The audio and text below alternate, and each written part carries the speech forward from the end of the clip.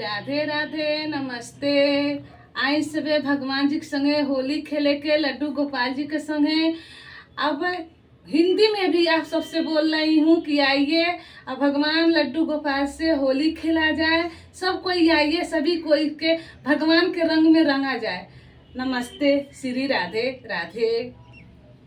पहिला होली कैलाशपुर होला, पहिला होली कैलाशपुर होला, जहाँ गौरी गणेश पूरा टोली होली होला गणेश जी के आंगन।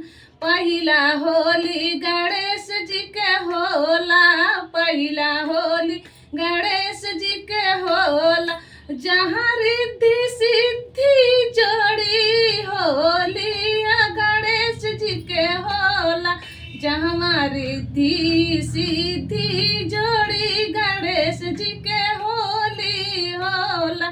दूसरा होली वृंदावन होला, दूसरा होली वृंदावन होला, जहाँ गोपाल राधा के जोड़ी होली होली, जहाँ गोपाल राधा के जोड़ी होली होली। तीसरा होली गौलोकवा में होला, तीसरा होली गौलोकवा में होला, जहाँ लक्ष्मी विष्णु जी के जोड़ी गौलोक होली होला, जहाँ लक्ष्मी विष्णु के जोड़ी होली गौलोक में होला।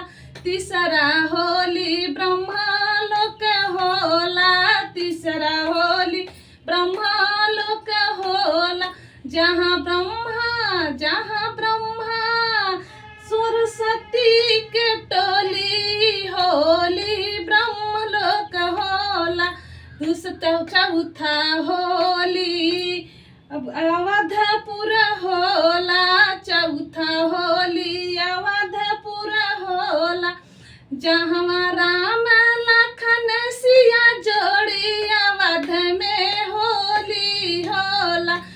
पांचवा होली वही पांचवा होली वृंदावन होला, पांचवा होली वृंदावन होला, अरे जहाँ सारी